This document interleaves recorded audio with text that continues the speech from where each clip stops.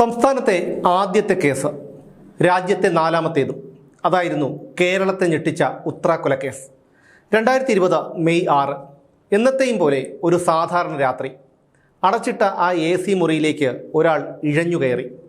കനത്ത ഇരുട്ടിൽ അതിൻ്റെ കണ്ണുകൾ തിളങ്ങുന്നുണ്ടായിരുന്നു. കുറച്ചു നിമിഷങ്ങൾ കൊണ്ട് എല്ലാം അവസാനിച്ചു. പിറ്റേന്ന് നേരം വെളുത്തപ്പോൾ ആ വീട്ടിൽ നിന്നുയർന്നത് ഒരമ്മയുടെ ഹൃദയം പൊട്ടിയുള്ള നിലവിളിയായിരുന്നു. സ്വന്തം വീട്ടിലെ കിടപ്പുമുറിയിൽ ആ പെൺകുട്ടി പാമ്പ് കടിയേറ്റ് മരിച്ചു കിടക്കുന്നു. അതൊരു സാധാരണ പാമ്പ് കടിയേറ്റുള്ള മരണമാണെന്നായിരുന്നു ആദ്യം എല്ലാവരും കരുതിയത്. പക്ഷേ എല്ലാം അറിയാവുന്ന ഒരു കൊടും കുറ്റവാളി ഉള്ളിൽ ചിരിക്കുന്നുണ്ടായിരുന്നു. കാരണം ആ പെൺകുട്ടിയുടെ മരണത്തിൻ്റെ ആസൂത്രകൻ ആ നരാധമനായിരുന്നു.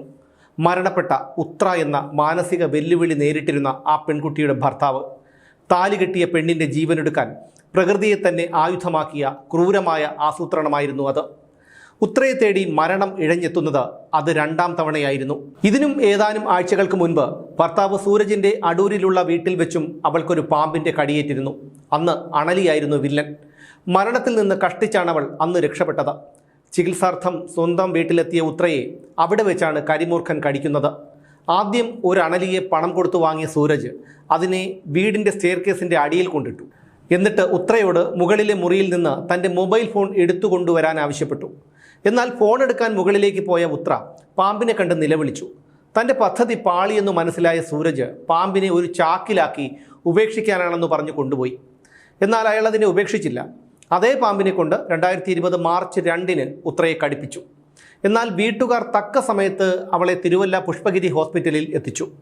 55 ദിവസം അവൾ ആശുപത്രിയിൽ കിടന്നു. ആദ്യത്തെ ശ്രമം പരാജയപ്പെട്ട സൂരജ് അടുത്ത വഴി എന്താണെന്ന് ആലോചിച്ചു. ആ ആലോചന അയാളെ കൊണ്ടെത്തിച്ചത് മൂർഖൻ പാമ്പിലേക്കായിരുന്നു. AC പിടിപ്പിച്ച വാതിലും ജനലുകളും അടച്ചുപൂട്ടിയ ആ മുറിയിൽ ഒരു പാമ്പ് എങ്ങനെ ഇഴഞ്ഞെത്തിയെന്ന് ആദ്യമൊന്നും ആരും ചിന്തിച്ചില്ല. പാമ്പ് കടിയേറ്റുള്ള മരണം നാട്ടിൽ സർവ്വസാധാരണമാണെന്ന് കരുതി നിർഭാഗ്യകരമായ മരണങ്ങളുടെ പട്ടികയിൽ ആളുകൾ ഉത്രയുടെ മരണത്തെയും എഴുതി തള്ളി. ഉത്ര മരിച്ച ദിവസം ASI ഇൻക്വസ്റ്റ് നടപടികൾ നടത്തുമ്പോൾ തന്നെ ബന്ധുക്കൾക്ക് ചില സംശയങ്ങൾ തോന്നിയിരുന്നു. ഉത്രയുടെ മരണാനന്തര ചടങ്ങുകളിൽ സൂരജിൻ്റെ അമിതാഭിനയമായിരുന്നു ഇതിൻ്റെ പ്രധാന കാരണം. അതുകൊണ്ട് അവർ കടിച്ച പാമ്പിനെ കത്തിച്ചു കളയാതെ കുഴിച്ചിടുകയും ഉത്രയുടെ രക്തം രാസപരിശോധനയ്ക്ക് അയക്കുകയും ചെയ്തു. ഇക്കാര്യങ്ങളൊക്കെ ബന്ധുക്കൾ CI സുധീറിനെ അറിയിച്ചു. എന്നാൽ CI ഇത് മുഖവിലേക്ക് എടുത്തില്ല. മരണത്തിൽ ദുരൂഹതയുണ്ടെന്ന് ആരോപിച്ച് ഉത്രയുടെ സഹോദരൻ മെയ് 21 അഞ്ചൽ പോലീസിന് പരാതി നൽകി. പിറ്റേന്നു തന്നെ റൂറൽ SP ഹരിശങ്കറിനും പരാതി കൊടുത്തു. പക്ഷേ കാര്യമായ അന്വേഷണമൊന്നും നടന്നില്ല. ഉത്രയ്ക്ക് കൊടുത്ത സ്വർണവും പണവും കുഞ്ഞിൻ്റെ പേരിലേക്ക് മാറ്റണമെന്നാവശ്യപ്പെട്ടപ്പോൾ സൂരജ് പ്രകോപിതനാകുകയും പിണങ്ങിപ്പോകുകയും ചെയ്തു. ഇതോടെ ഉത്രയുടെ ബന്ധുക്കളുടെ സംശയം പിന്നെയും കൂടി. പോലീസിനും ചില സംശയങ്ങൾ തോന്നി. ചുരുങ്ങിയ ദിവസങ്ങൾക്കുള്ളിൽ ഒരു പെൺകുട്ടിക്ക് 2 തവണ പാമ്പ് കടിയേൽക്കുക, അതും അടച്ചിട്ട ഒരു മുറിക്കുള്ളിൽ വെച്ച്.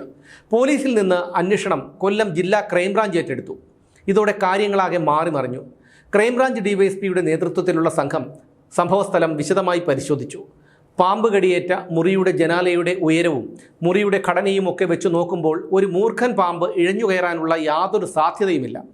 അപ്പോഴേക്കും പോസ്റ്റ്മോർട്ടം റിപ്പോർട്ട് പുറത്തു വന്നു.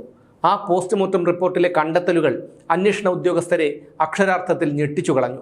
ഉത്രയുടെ ശരീരത്തിൽ പാമ്പിൻ്റെ പല്ലുകൾ ആഴ്ന്നിറങ്ങിയതിൻ്റെ ആഴവും 2 മുറിവുകൾ തമ്മിലുള്ള അകലവും ഒരു സാധാരണ പാമ്പ് കടിയുടേതായിരുന്നില്ല. പാമ്പ് സ്വയം കടിക്കുമ്പോൾ ഉണ്ടാകുന്നതിനേക്കാൾ വലിയ മുറിവുകളായിരുന്നു അത്. എന്നുവെച്ചാൽ പാമ്പിൻ്റെ തലയിൽ ബലമായി അമർത്തിപ്പിടിച്ച് ശരീരത്തിലേക്ക് കൊത്തിച്ചതാണെന്ന് സംശയിക്കാവുന്ന തരത്തിലുള്ള മുറിവുകൾ. ഇതൊക്കെ കണക്കിലെടുത്തപ്പോൾ അന്വേഷണ ഉദ്യോഗസ്ഥർക്ക് സൂരജിൻ്റെ മേൽ സംശയം തോന്നി. അവർ സൂരജിനെ ചോദ്യം ചെയ്തു. അയാളുടെ മൊബൈൽ ഫോൺ പരിശോധിച്ചു. അപ്പോൾ ഞെട്ടിയത് അന്വേഷണ ഉദ്യോഗസ്ഥരായിരുന്നു. തൻ്റെ ഫോണിൽ സൂരജ് നിരന്തരം സെർച്ച് ചെയ്തിരുന്നത് പാമ്പുകളെക്കുറിച്ചും അവയെ കൈകാര്യം ചെയ്യുന്നതിനെക്കുറിച്ചും അവയുടെ വിഷത്തെക്കുറിച്ചുമൊക്കെയായിരുന്നു. അയാളുടെ കോൾ ലിസ്റ്റ് പരിശോധിച്ചപ്പോൾ ചാത്തന്നൂരിലുള്ള ഒരു പാമ്പ് പിടുത്തക്കാരൻ സുരേഷിനെ നിരവധി തവണ ഫോണിൽ ബന്ധപ്പെട്ടിരുന്നതായി കണ്ടെത്തി. അങ്ങനെയാണ് മെയ് 23 സൂരജിനെ കസ്റ്റഡിയിലെടുത്ത് ചോദ്യം ചെയ്തത്. സുരേഷിനെയും പോലീസ് കസ്റ്റഡിയിലെടുത്തു. ആ ചോദ്യം ചെയ്യലിൽ തെളിഞ്ഞത് രാജ്യത്തെ തന്നെ ഞെട്ടിച്ച ആസൂത്രിതമായ ഒരു കൊലപാതകമായിരുന്നു. ജൂലൈ 14 നടത്തിയ തെളിവെടുപ്പിനിടയിൽ ഉത്രയെ കൊലപ്പെടുത്തിയത് താനാണെന്ന് സൂരജ് പരസ്യമായി കുറ്റസമ്മതം നടത്തി. പണത്തോട് അടങ്ങാത്ത ആർത്തിയുള്ള സൂരജ് ഉത്രയെ കൊലപ്പെടുത്താനും അതിനുശേഷം അവളുടെ സ്വത്തുക്കളെല്ലാം സ്വന്തമാക്കാനുമുള്ള ആസൂത്രിതമായ ശ്രമങ്ങൾ മാസങ്ങൾക്ക് മുമ്പേ തന്നെ തുടങ്ങിയിരുന്നു. മറ്റേതെങ്കിലും വിധത്തിൽ കൊലപ്പെടുത്തിയാൽ പിടിക്കപ്പെടും. അയാൾ തലപുകഞ്ഞാലോചിച്ചു. അങ്ങനെയാണ് പാമ്പിനെ കൊണ്ട് കടിപ്പിച്ച് കൊലപ്പെടുത്താൻ തീരുമാനിച്ചത്. അതാകുമ്പോൾ ആർക്കും സംശയം തോന്നില്ല, പിടിക്കപ്പെടുകയുമില്ല. അങ്ങനെ അയാൾ 10,000 രൂപ കൊടുത്ത് പാമ്പ് പിടുത്തക്കാരനായ സുരേഷിൽ നിന്ന് ഒരു മൂർഖൻ പാമ്പിനെ വാങ്ങി. അതിനെ ഒരു ജാറിൽ കൊണ്ടുവന്ന് ഉറങ്ങിക്കിടക്കുകയായിരുന്ന ഉത്രയുടെ ശരീരത്തിലേക്ക് എറിഞ്ഞു. എന്നാൽ പാമ്പ് കടിച്ചില്ല. അതോടെ സൂരജ് പാമ്പിനെ ദേഷ്യം പിടിപ്പിച്ചു. ദേഷ്യം പിടിച്ച പാമ്പ് ഉത്രയെ കടിച്ചു. പാമ്പ് കടിയേറ്റ് ഉത്ര വേദന കൊണ്ട് പിടയുമ്പോൾ യാതൊരു ഭാവവ്യത്യാസവുമില്ലാതെ നേരം വെളുക്കുന്നതുവരെ സൂരജ് ആ മുറിയിലിരുന്നു. പാമ്പ് പിടുത്തക്കാരൻ സുരേഷിൻ്റെ കയ്യിൽ നിന്നാണ് സൂരജ് മൂർഖൻ പാമ്പിനെ വാങ്ങിയത്. യൂട്യൂബിൽ പാമ്പ് പിടിക്കുന്നത് കണ്ടിട്ടുണ്ടെന്ന് പറഞ്ഞായിരുന്നു അയാളുമായി അവൻ സൗഹൃദം സ്ഥാപിച്ചത്. സ്വന്തം ഭാര്യയെ കൊലപ്പെടുത്താനാണ് സൂരജ് പാമ്പിനെ വാങ്ങുന്നത് എന്നുള്ള കാര്യം സുരേഷിന് അറിയില്ലായിരുന്നു. ഉത്ര കൊല്ലപ്പെട്ടതിനു ശേഷം ഒരിക്കൽ കൂടി സൂരജ് സുരേഷിനെ വിളിച്ചു. ഒരു മിണ്ടാപ്രാണിയെ കൊണ്ട് എന്തിനാണ് ഒരു മഹാപാപം ചെയ്തത് എന്ന് ചോദിച്ചപ്പോൾ മാനസിക വളർച്ചയില്ലാത്ത ഒരു പെണ്ണിനോടൊപ്പം ജീവിക്കേണ്ട അവസ്ഥ മനസ്സിലാക്കണമെന്നാണ് അവൻ പറഞ്ഞത്. മാത്രമല്ല, പാമ്പിനെ വാങ്ങിയ കാര്യം ആരോടും പറയരുതെന്നും ഭീഷണിപ്പെടുത്തി. ഇതാരോടും പറയാതിരുന്നാൽ ഉത്രയുടെ മരണം സർപ്പദോഷമായി ആളുകൾ കരുതിക്കൊള്ളുമെന്നും പുറത്ത് ആരെങ്കിലും അറിഞ്ഞാൽ കൂട്ടുപ്രതിയാകുമെന്നും സുരേഷിനെ സൂരജ് ഭീഷണിപ്പെടുത്തി. പക്ഷേ കുറ്റബോധം കൊണ്ട് സുരേഷ് ഇക്കാര്യം തൻ്റെ വീട്ടിൽ പറഞ്ഞു. ഇത് കേട്ടപ്പോൾ പോലീസിനെ വിവരമറിയിക്കാമെന്ന് അയാളുടെ മകൾ പറഞ്ഞു. പക്ഷേ അപ്പോഴത്തെ മാനസികാവസ്ഥയിൽ സുരേഷിന് അതിന് കഴിഞ്ഞില്ല. സൂരജ്, അച്ഛൻ സുരേന്ദ്രൻ, അമ്മ രേണുക, സഹോദരി സൂര്യ എന്നിവരായിരുന്നു ഉത്ര കൊലക്കേസിലെ പ്രതികൾ. നിർണായകമായ മൊഴി നൽകിയ പാമ്പ് പിടുത്തക്കാരൻ സുരേഷിനെ മാപ്പുസാക്ഷിയാക്കി. 87 സാക്ഷികളും 288 രേഖകളും 40 തൊണ്ടിമുതലുകളും കേസിലുണ്ടായിരുന്നു. സൂരജിനെ അറസ്റ്റ് ചെയ്തതിനു ശേഷം തെളിവ് നശിപ്പിക്കാനായി ഉത്രയുടെ സ്വർണം കുഴിച്ചിട്ടത് സൂരജിൻ്റെ അച്ഛൻ സുരേന്ദ്രപ്പണിക്കരായിരുന്നു. ഗാർഹിക പീഡനം, വിശ്വാസവഞ്ചന, തെളിവ് നശിപ്പിക്കൽ എന്നീ വകുപ്പുകൾ ചുമത്തിയാണ് കുറ്റപത്രം പുനലൂർ കോടതിയിൽ അന്വേഷണ സംഘം സമർപ്പിച്ചത്.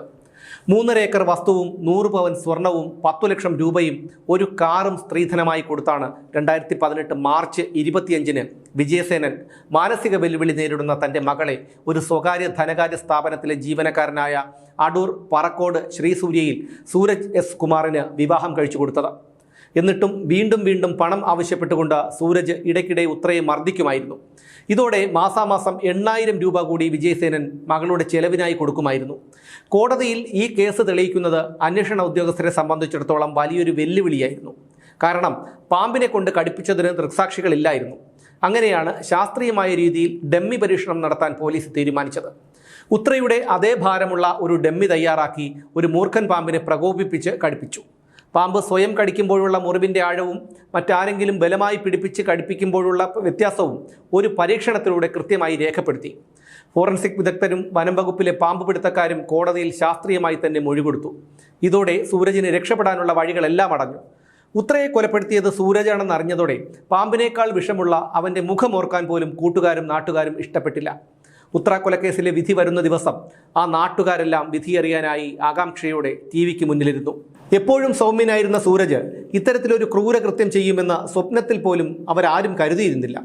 അയാൾക്ക് അധികം സൗഹൃദങ്ങളും ഉണ്ടായിരുന്നില്ല. മൃഗങ്ങളെയും പക്ഷികളെയും വളർത്തുന്നതും അവന് വലിയ ഇഷ്ടമായിരുന്നു.